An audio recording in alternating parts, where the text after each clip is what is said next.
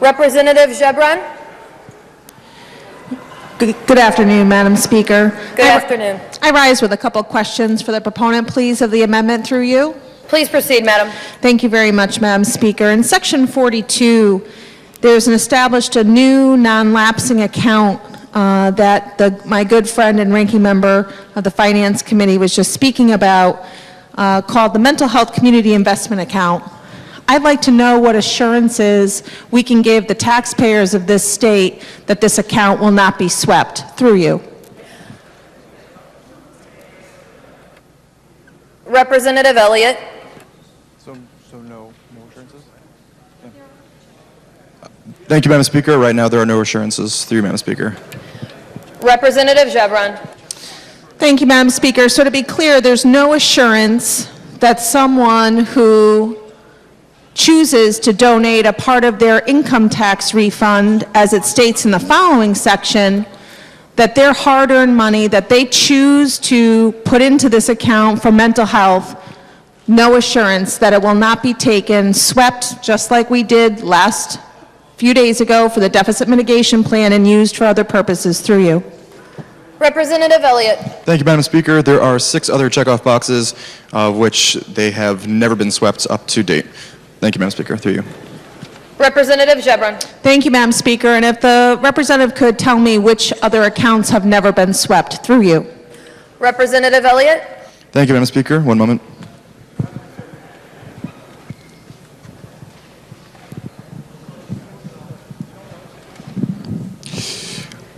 Through you, Madam Speaker, I do not know.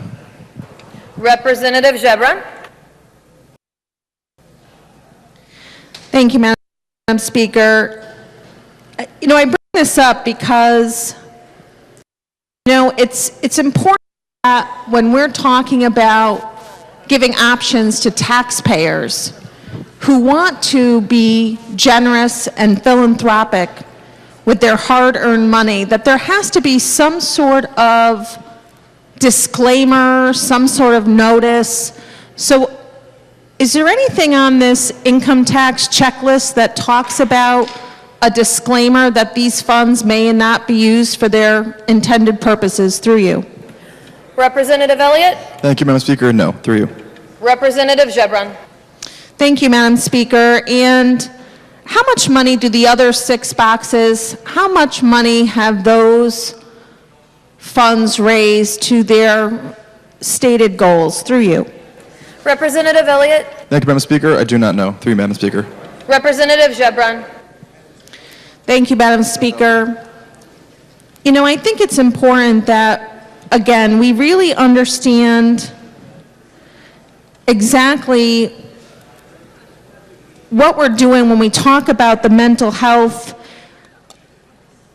and the importance of that mental health and the reasons for this account.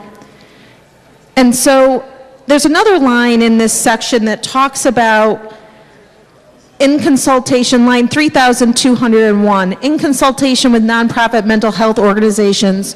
Which mental health organizations does this line refer to through you? Representative Elliott. Thank you, Madam Speaker. I do not know. Through you.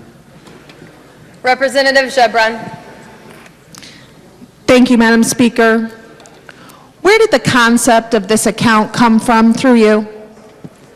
Representative Elliott. Thank you, Madam Speaker. I do not know. Through you. Representative Ziobron. Thank you, Madam Speaker. Madam Speaker, we've heard a lot of answers today through this process. I don't know. And these serious issues concerns me.